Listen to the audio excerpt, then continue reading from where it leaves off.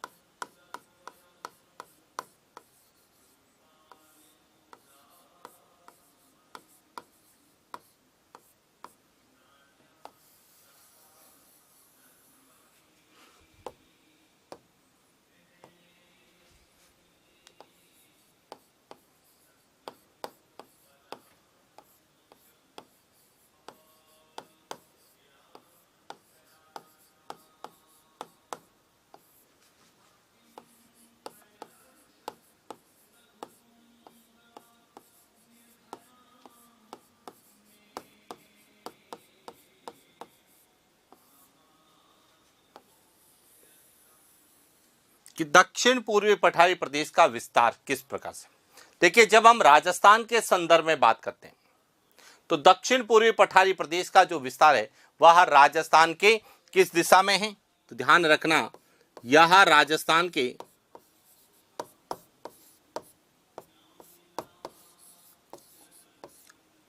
दक्षिण पूर्व दिशा में। किस दिशा में है? दक्षिण पूर्व दिशा में। और इसीलिए हाड़ौती के पठार को हम दक्षिण पूर्वी पठारी प्रदेश कहते हैं, क्योंकि इसका विस्तार राजस्थान के दक्षिण पूर्व में, और इसीलिए इसे हम दक्षिण पूर्वी पठारी प्रदेश के रूप में। तो सबसे पहले तो आपको यह पता होना चाहिए कि हाड़ौती का पठार या जो दक्षिण पूर्वी पठारी प्रदेश है इसका राजस्थान में विस्तार कहाँ है? तो दक्षिण पूर्व में। पहला पॉइंट क्लियर हो गया। अब दूसरा पॉइंट कि जो यह जो है हाड़ौती का पठार, यह राजस्थान के जो कुल भौगोलिक क्षेत्र कितना है 3,42,239 वर्ग किलोमीटर है। इस कुल भौगोलिक क्षेत्रफल का कितना प्रतिशत है? तो 6.89%, यानी कि लगभग कितना है 7% माना जाता है। राउंड फिगर में पूछा जाता है तो 7%, एग्जैक्ट पूछा जाता है तो 6.89% है। और इस हाड़ौती के पठार में राजस्थान की कुल जनसंख्या का कितना निवास करता है, तो कुल जनसंख्या का लगभग 11%, राजस्थान की कुल जनसंख्या का लगभग 11% जो है निवास करता है। और इसमें राजस्थान के जो वर्तमान में 41 जिले हैं, उन 41 जिलों में से कितने जिले आते हैं, तो ध्यान रखना इसमें राजस्थान के 4 जिले अवस्थित हैं। कितने हैं, तो ये ध्यान रखना, जब हम हाड़ौती के पठार के विस्तार की बात करें तो वहां हमें डिस्ट्रिक्ट पूछेगा कि यहां इसमें हाड़ौती के पठार में कितने जिले हैं, 4। यहां राजस्थान के कुल भौगोलिक क्षेत्रफल का कितना प्रतिशत है, तो 6.89%। इसमें राजस्थान की कुल जनसंख्या का कितना निवास करता है, तो लगभग 11%। और इसकी जो है औसत ऊंचाई कितनी मानी जाती है, लगभग 550 मीटर। एवरेज ऊंचाई जो है वह इसकी कितनी है, 550 मीटर। तो जब हम किसी भी भौतिक प्रदेश के विस्तार की बात करेंगे तो वह राजस्थान के किस दिशा में है, उसमें राजस्थान के कुल भौगोलिक क्षेत्र का कितना प्रतिशत आता है, उसमें कितनी जनसंख्या निवास करती है, उसमें कितने जिले आते हैं और उसकी औसत ऊंचाई कितनी है। लेकिन जब हम राजस्थान की स्थिति और विस्तार की बात करते हैं तो राजस्थान की ग्लोबीय स्थिति का हम अध्ययन करते हैं, यानी कि उसकी अक्षांशीय और देशांतरीय स्थिति, अक्षांशीय और देशांतरीय विस्तार का अध्ययन करते हैं। तो कई बार हमें राजस्थान के ग्लोबीय स्थिति को भौगोलिक क्षेत्रों से जोड़कर पूछा जाता है। और जब भौगोलिक क्षेत्रों से जोड़ के पूछा जाता है तो हमें पता होना चाहिए कि जो दक्षिण पूर्वी पठारी प्रदेश है, जो हाड़ौती का पठार है, यह कौन से अक्षांशों के मध्य, कौन से देशांतरों के मध्य स्थित है। तो यहां हमें सामान्य जानकारी होनी चाहिए, क्योंकि प्रश्न पूछने वाला कहीं से भी प्रश्न पूछ सकता है। और जब हम राजस्थान में भौगोलिक प्रदेशों के अंतर्गत दक्षिण पूर्वी पठारी प्रदेश के विस्तार की बात करेंगे तो हम अक्षांशीय और देशांतरीय विस्तार का भी अध्ययन करेंगे, ताकि यदि परीक्षा में ग्लोबीय स्थिति को आधार बनाकर अक्षांशीय और देशांतरीय विस्तार राजस्थान के संदर्भ में नहीं पूछकर हाड़ौती के पठार के संदर्भ में पूछे तो हमारा प्रश्न गलत नहीं हो। तो अब हम बात करते हैं कि राजस्थान में जो हाड़ौती का पठार है, जिसका विस्तार राजस्थान के दक्षिण पूर्व में, इसके अक्षांशीय और देशांतरीय विस्तार को लेकर क्या प्रश्न पूछे जाएंगे। लेकिन अक्षांशीय और देशांतरीय विस्तार को पढ़ने से पहले हम इसको समझने की कोशिश करें कि इसको आधार बना के क्या प्रश्न हमें पूछे जाएंगे। तो देखिए,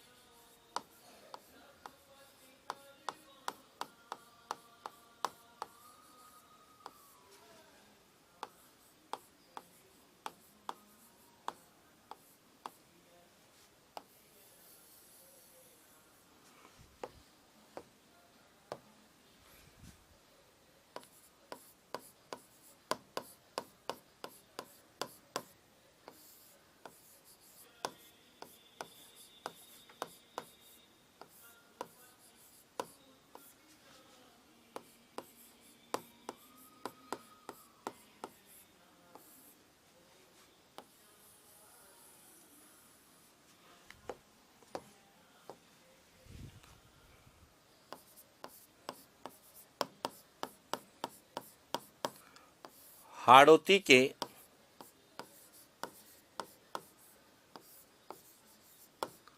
पठार का विस्तार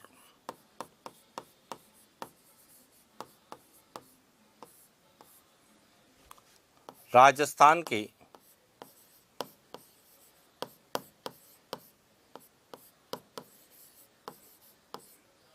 दक्षिण पूर्व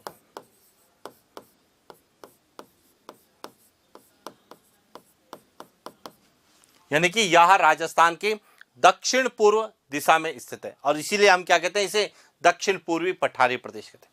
दूसरा कि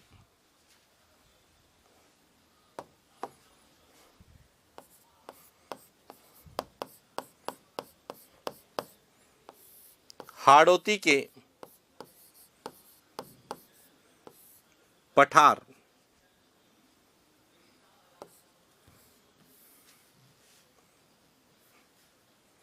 हाड़ौती का पठार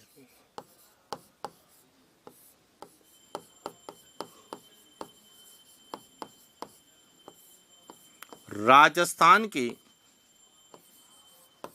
कुल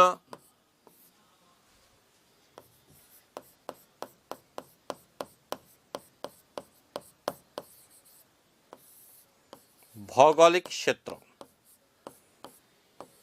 3,42,239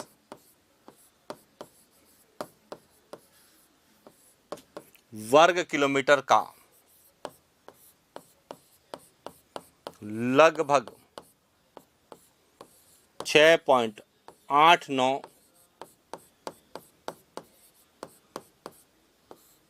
प्रतिशत, राउंड फिगर में 7%, यानी कि यह राजस्थान के कुल भौगोलिक क्षेत्रफल जो कितना है 3,42,239 वर्ग किलोमीटर है, उसका लगभग कितना है 6.89%, यानी कि लगभग 7% है। क्लियर हो गया। अब यहां पर ध्यान रखना दूसरा पॉइंट कि जब हम बात करें राजस्थान की क्षेत्रफल की, तो यह राजस्थान के कुल क्षेत्रफल का 6.89%, यानी कि लगभग कितना 7, यानी कि क्षेत्रफल की दृष्टि से राजस्थान का सबसे छोटा भौतिक प्रदेश है।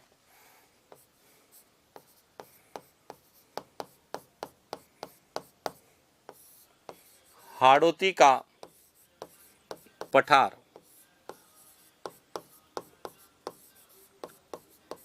क्षेत्रफल की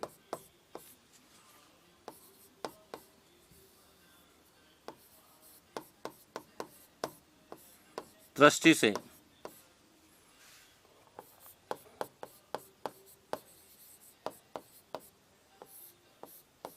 राजस्थान का सबसे छोटा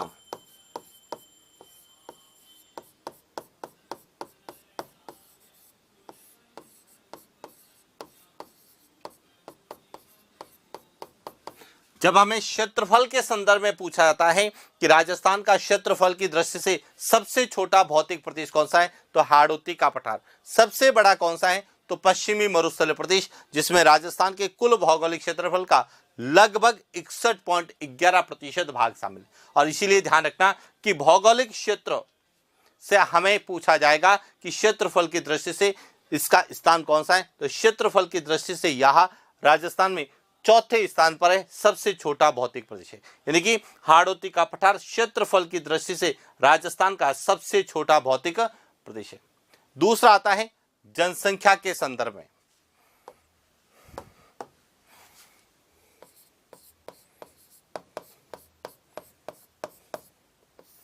हाड़ौती के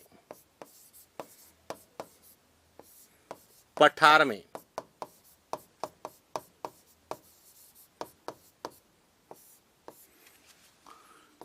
राजस्थान की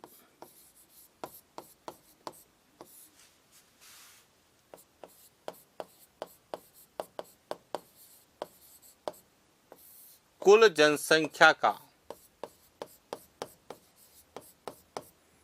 लगभग 11%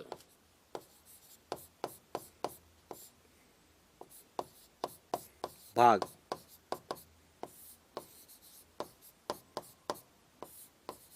निवास करता है। यानी कि जब हम जनसंख्या की बात करें तो हाड़ौती के पठार में राजस्थान की कुल जनसंख्या, जनगणना 2011 के अनुसार राजस्थान की जो जनसंख्या है वह है 6.85 करोड़, कई जगह 6.86 करोड़ भी लिखा हुआ मिलता है। तो जो जनगणना 2011 के अनुसार बात करते हैं तो यहां पर हाड़ौती के पठार में राजस्थान की कुल जनसंख्या का लगभग 11% भाग निवास करता है। और इसीलिए जब हम जनसंख्या प्रतिशत की दृष्टि से बात करते हैं तो यह इसका जो राजस्थान में स्थान कौन सा है, तीसरा है।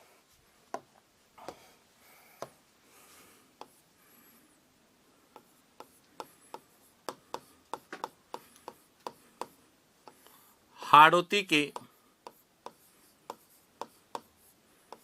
पठार का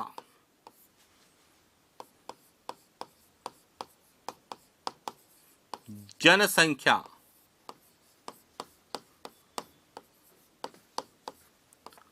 प्रतिशत की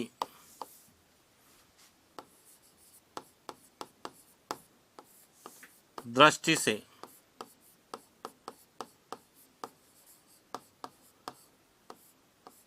राजस्थान में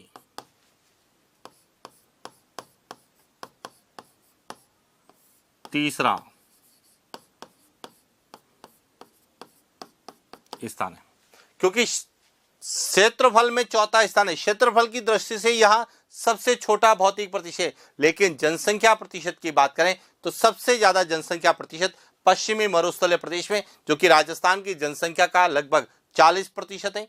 उसके बाद पूर्वी मैदानी प्रदेश, जिसमें राजस्थान की कुल जनसंख्या का लगभग 39% भाग निवास करता है, और हाड़ौती के पठार में राजस्थान की कुल जनसंख्या का लगभग 11%, और अरावली पर्वतीय प्रदेश में राजस्थान की कुल जनसंख्या का 10% निवास करता है। और इसीलिए हम कहते हैं कि जनसंख्या प्रतिशत की दृष्टि से कौन सा स्थान है? तीसरा। लेकिन कई बार हमें भौगोलिक क्षेत्र और जनसंख्या प्रतिशत दोनों को जोड़ के पूछ लिया जाता है कि जन घनत्व की दृष्टि से या जनसंख्या घनत्व की दृष्टि से हाड़ौती के पठार का राजस्थान में कौन सा स्थान है। तो देखिए,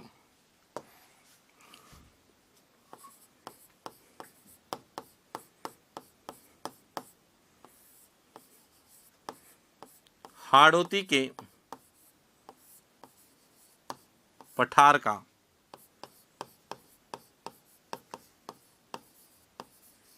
जनसंख्या घनत्व की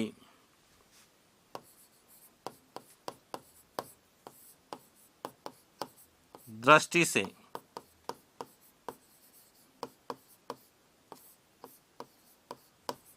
राजस्थान में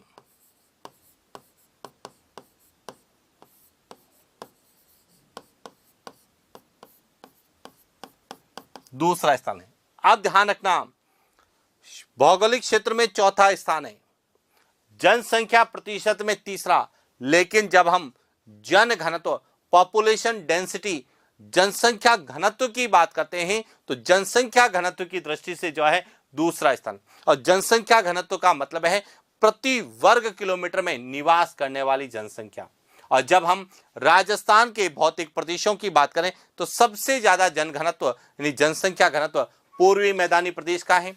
उसके बाद दूसरा स्थान हाड़ौती के पठार का है, तीसरा स्थान अरावली पर्वतीय प्रदेश का है, और जन घनत्व की दृष्टि से सबसे कम जन घनत्व वाला जो भौतिक प्रदेश है वह पश्चिमी मरुस्थलीय प्रदेश है, जिसे हम थार के मरुस्थल के रूप में जानते हैं। तो इसलिए ध्यान रखना, हमें भौगोलिक क्षेत्र के संदर्भ में पूछा जा सकता है, जनसंख्या प्रतिशत के संदर्भ में पूछा जा सकता है, और जन घनत्व के संदर्भ में पूछा जाता है। इसके बाद आता है कि इसका जो विस्तार है वह कितने जिलों में है।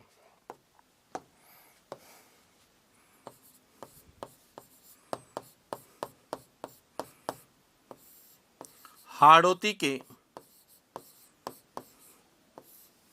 पठार में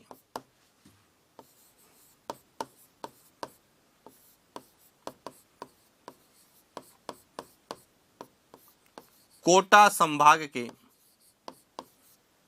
4 जिले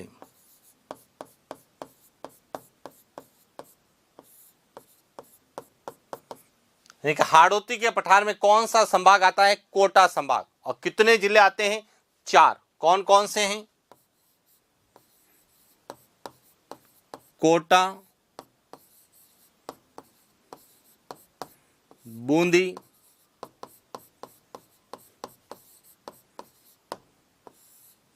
झालावाड़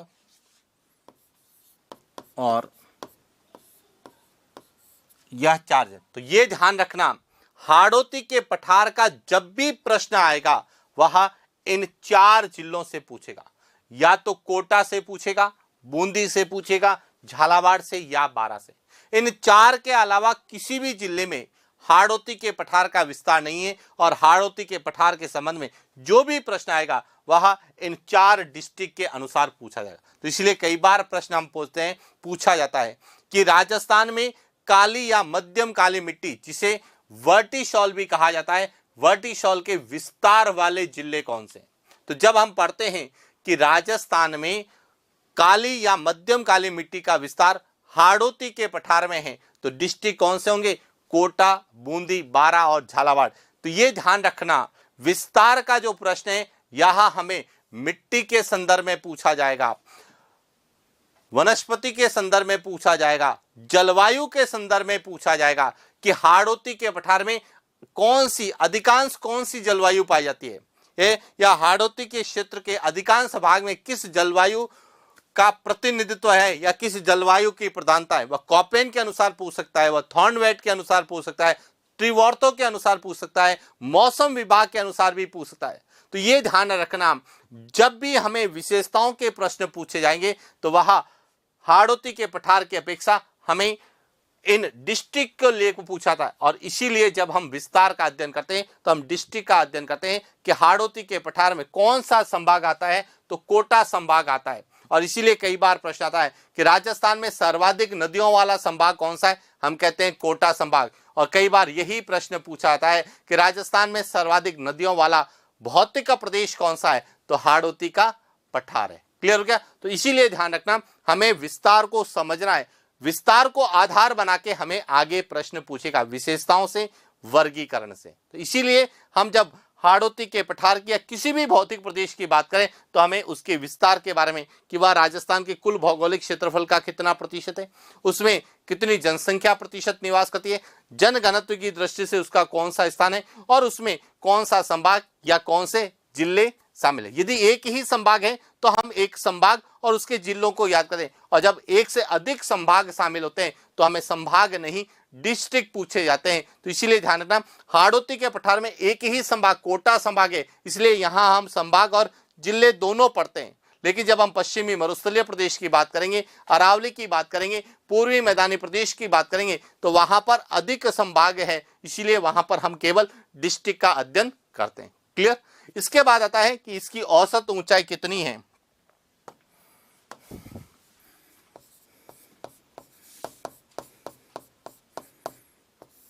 हाड़ौती के पठार की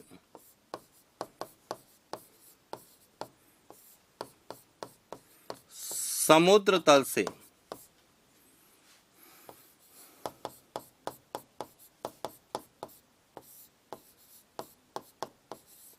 औसत ऊंचाई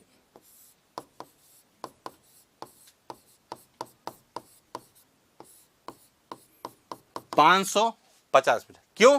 क्योंकि उच्चावच का जो निर्धारण है, चाहे वह पठारी क्षेत्र है चाहे वह पर्वतीय क्षेत्र है, उन सब का निर्धारण कहां से होता है? समुद्र तल से होता है। तो हाड़ौती के पठार की जो औसत ऊंचाई है वह कितनी है?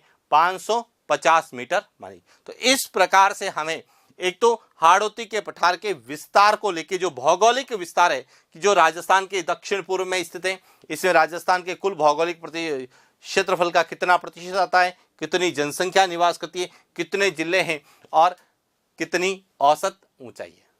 इसके बाद जो दूसरा और सबसे इंपॉर्टेंट आता है वह आता है इसका अक्षांशीय और देशांतरीय विस्तार, कि यहाँ कौन से अक्षांश और कौन से देशांतरों के मध्य स्थित है, या फिर यहां से कौन से अक्षांश या कौन से देशांतर गुजरते हैं, इसको भी आधार बना के प्रश्न पूछे जाते हैं। तो अब देखिए समझना, यहां से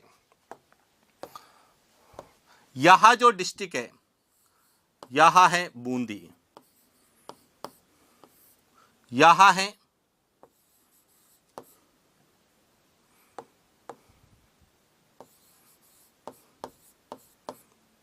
कोटा,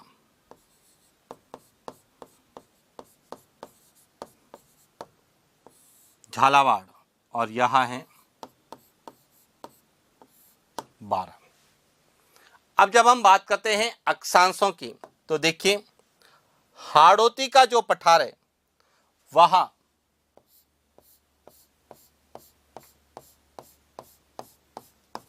इस अक्षांश से शुरू होता है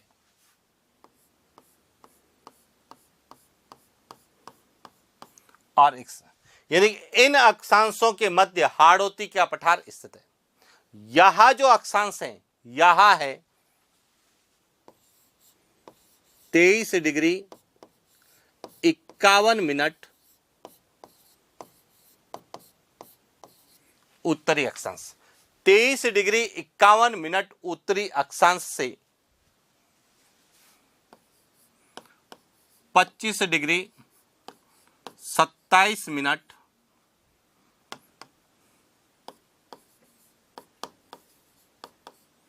अब आपको क्लियर हो चुका होगा कि हाड़ौती के पठार का अक्षांशीय विस्तार कितना है, 23 डिग्री 51 मिनट उत्तरी अक्षांश से 25 डिग्री 27 मिनट उत्तरी अक्षांशों के मध्य।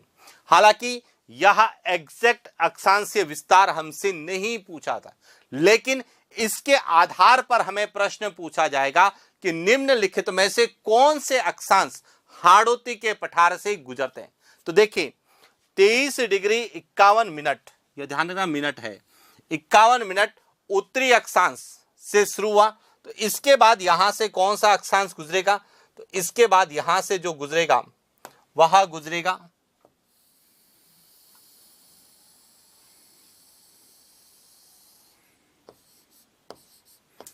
24 डिग्री उत्तरी अक्षांश गुजरेगा और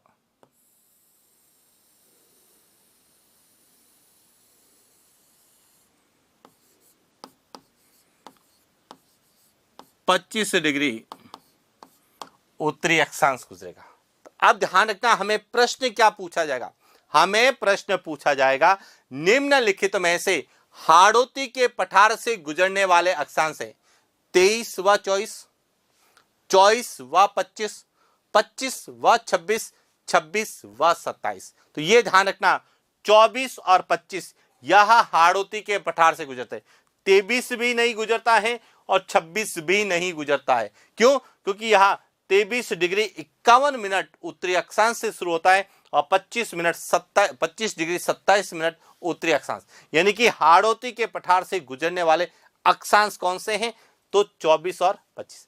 अब इसमें भी ध्यान रखना 24 जो है वह केवल झालावाड़ से गुजरता है, जबकि 25 जो है वह बूंदी से भी गुजरता है, कोटा से भी गुजरता है, 12 से। तो यहां से भी प्रश्न पूछा जाएगा निम्नलिखित में से कौन सा अक्षांश झालावाड़ से गुजरता है या नहीं गुजरता है। तो ध्यान रखना 24 डिग्री झालावाड़ से गुजरता है और 25 डिग्री झालावाड़ से नहीं गुजरता है। क्लियर होगा? तो इसलिए ध्यान रखना जब हम विस्तार की बात करें तो केवल 4 आंकड़े ही नहीं पढ़ें, विस्तार को पूरा अच्छे से समझने की कोशिश करें, क्योंकि यही विस्तार हमें आगे प्रश्न जब हम मिट्टी के बारे में पढ़ेंगे, काली मिट्टी के विस्तार की बात करेंगे, तो हमें यह कॉन्सेप्ट आगे काम आने वाला है। और इसीलिए जहां जहां हमें प्रश्न पूछे जाएंगे तो उसके बारे में जानना हमें जरूरी है। और इसीलिए हम हाड़ौती के पठार में जब विस्तार का अध्ययन करते हैं तो एक तो उसके अक्षांशीय विस्तार का अध्ययन करते हैं, उसी प्रकार से हमें देशांतरीय विस्तार भी पूछा जाता है कि कौन से देशांतरों के मध्य हैं। और जब हम हाड़ौती के पठार के देशांतरीय विस्तार की बात करते हैं तो इस देशांतर, यह जो देशांतर है यह है 75 डिग्री 15 मिनट पूर्वी देशांतर, 75 डिग्री 15 मिनट पूर्वी देशांतर से यह शुरू होता है और कहां पर खत्म होता है,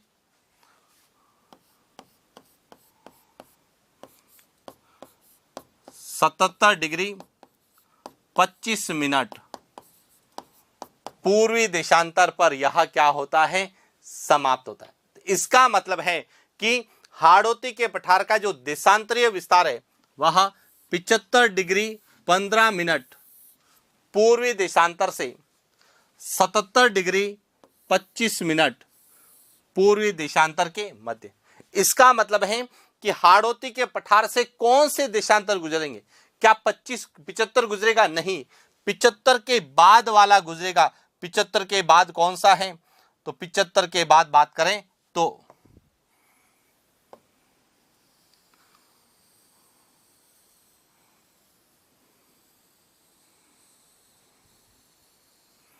यहां है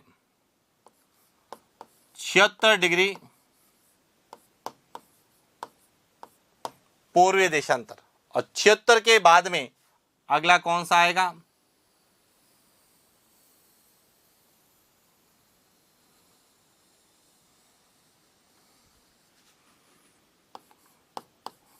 सतहत्तर डिग्री पूर्वी देशांतर।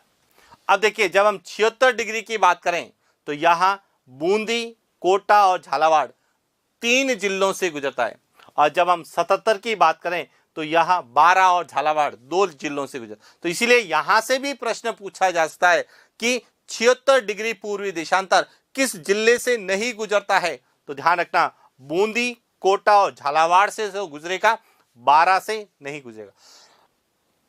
और इसी को आधार बना के प्रश्न पूछे हैं। क्या पूछा है कि 77 डिग्री पूर्वी देशांतर गुजरता है कोटा और बूंदी से, कोटा और 12 से, 12 और झालावाड़ से, कोटा या झालावाड़ से। तो यह भी ध्यान रखना कि 77 2 जिलों से गुजरता है और 76 3 जिलों से, जबकि 75 और 78 हाड़ौती के पठार से नहीं गुजरते, लेकिन 75 और 78 के बीच में स्थित है। 75 डिग्री 15 मिनट पूर्वी देशांतर से 77 डिग्री 25 मिनट पूर्वी देशांतर के मध्य। तो इस प्रकार से हमें हाड़ौती के पठार के अक्षांश और देशांतरों को आधार बना के प्रश्न पूछे जा सकते। अब किस प्रकार से प्रश्न पूछे जाएंगे, हम उन पर बात करते हैं।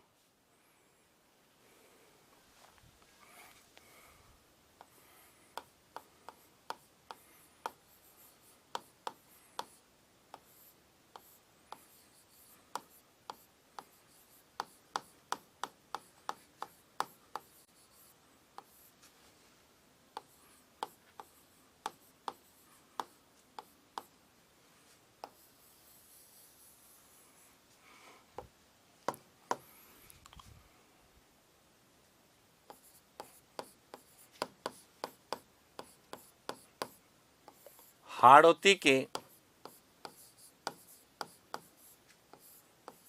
पठार का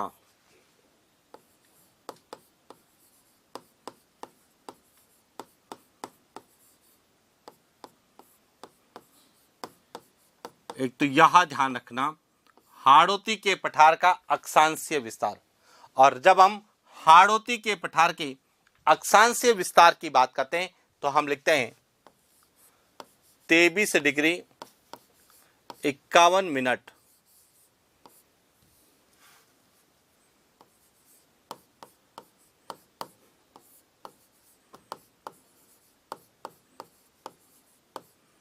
उत्तरी अक्षांश से कहां तक है? 25 डिग्री 27 मिनट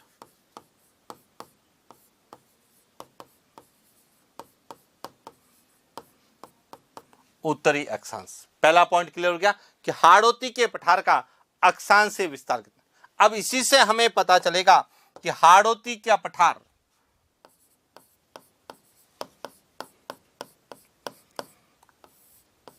हाड़ौती के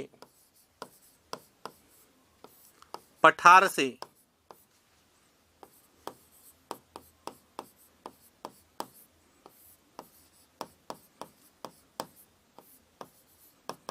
गुजरने वाले अक्षांश, कि हाड़ौती के पठार से कौन कौन से अक्षांश गुजरते हैं।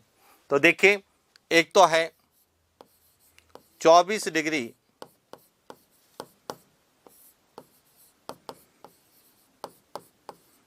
उत्तरी अक्षांश और दूसरा है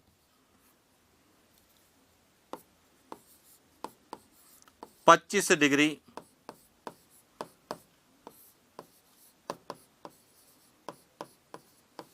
यहां भी ध्यान रखना कि हाड़ौती के पठार से कौन से अक्षांश गुजरते हैं। तो 24 डिग्री उत्तरी अक्षांश और 25 डिग्री उत्तरी अक्षांश। इसके बाद पूछा जाएगा कि 24 डिग्री उत्तरी अक्षांश हाड़ौती के पठार के कौन से जिलों से गुजरता है।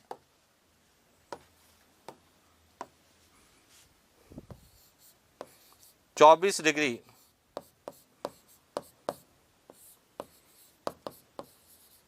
उत्तरी अक्षांश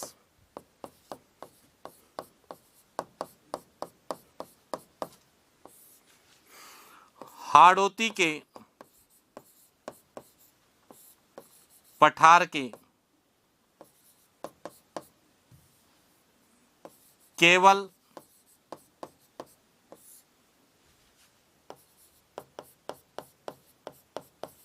झालावाड़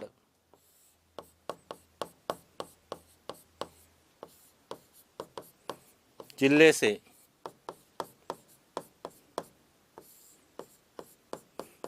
केवल एक ही जिले से गुजरता है और वह जिला कौन सा है?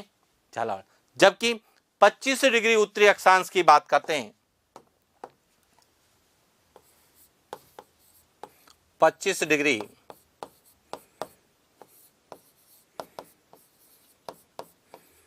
उत्तरी अक्षांश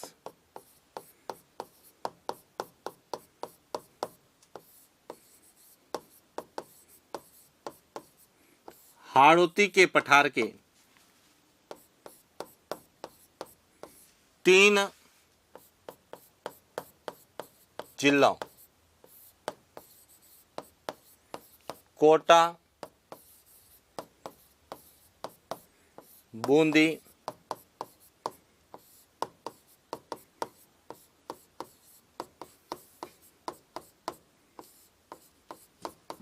बारह से गुजरता है। यह भी ध्यान रखना कि 25 डिग्री यह 3 जिलों से गुजरता है और 24 डिग्री हाड़ौती के पठार के एक जिले से गुजरता है। तो इस तरह से हाड़ौती के पठार के विस्तार का जब हम अध्ययन करते हैं तो अक्षांशीय विस्तार को आधार बना के क्या क्या पूछा जा सकता है कि कौन से अक्षांश, यानी हाड़ौती के पठार का अक्षांशीय विस्तार कौन सा है, हाड़ौती के पठार से कौन से अक्षांश गुजरते हैं, 24 डिग्री उत्तरी अक्षांश किस जिले से गुजरता है और 25 डिग्री उत्तरी अक्षांश कितने जिलों से या कौन कौन से जिलों से गुजरता है।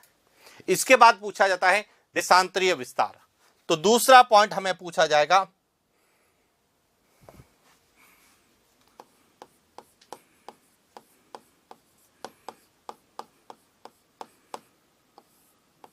हाड़ौती के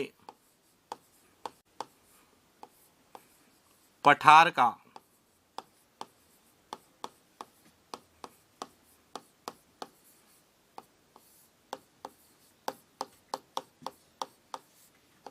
देशांतरीय विस्तार। और जब हाड़ौती के पठार के देशांतरीय विस्तार की बात करते हैं तो 75 डिग्री 15 मिनट पूर्वी देशांतर से 77 डिग्री 25 मिनट पूर्वी देशांतर। तो पहला पॉइंट तो हाड़ौती के पठार का देशांतरीय विस्तार कितना है, यह पूछने की संभावना कम है, लेकिन इसको आधार बना के हमें पूछा जाएगा कि हाड़ौती के पठार से गुजरने वाले देशांतर कौन से हैं।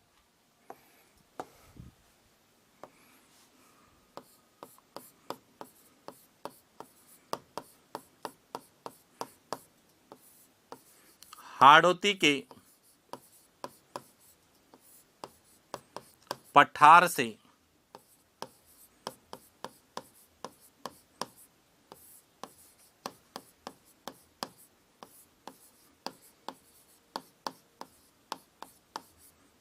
गुजरने वाले देशांतर तो कौन कौन से गुजरेंगे? एक तो 76 डिग्री पूर्वी देशांतर तथा 77 डिग्री, यह दो देशांतर, दो ही अक्षांश गुजरते हैं और दो ही देशांतर गुजरते हैं। और जब हमें इन देशांतरों के संदर्भ में पूछा जाएगा तो पूछा जाएगा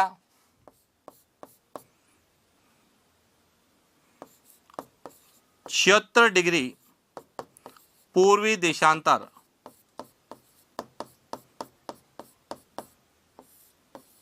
हाड़ौती के पठार के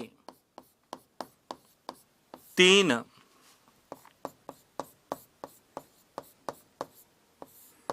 जिलों से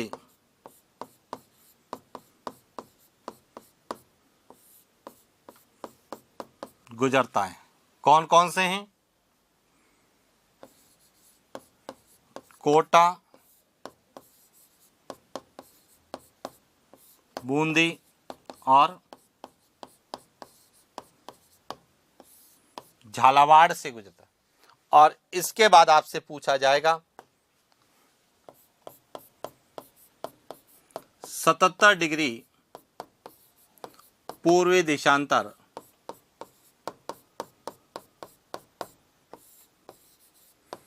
हाड़ौती के पठार के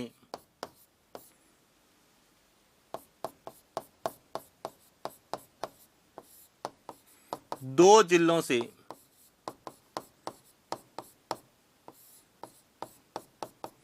गुजरता है,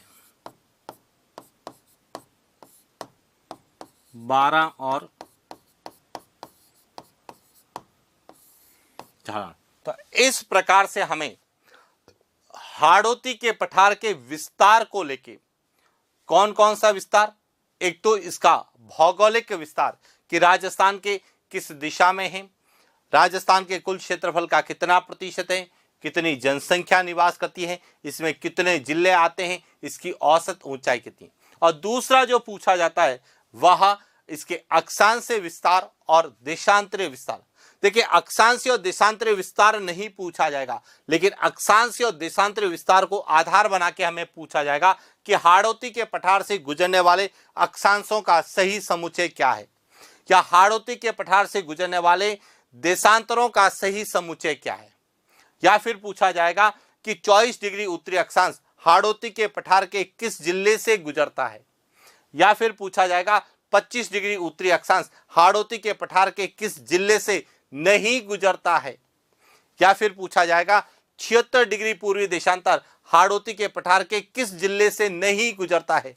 या फिर 77 डिग्री पूर्वी देशांतर हाड़ौती के पठार से गुजरता है, सही समुच्चय की पहचान करें, किन जिलों से गुजरता है। तो इस प्रकार से हमें हाड़ौती के पठार के विस्तार को लेके जो प्रश्न एग्जाम पॉइंट ऑफ व्यू से पूछे जा सकते हैं उसके बारे में हमने चर्चा की। और सबसे इंपॉर्टेंट है, यदि आपने यहां जो है एक मानचित्र और रेखा चित्र अच्छे से समझ रखा है तो आपको हाड़ौती के पठार के विस्तार को लेके, दक्षिण पूर्वी पठारी प्रदेश के विस्तार को लेके जो भी प्रश्न एग्जाम में पूछा जाएगा वह इन्हीं को आधार बना के पूछा जाएगा।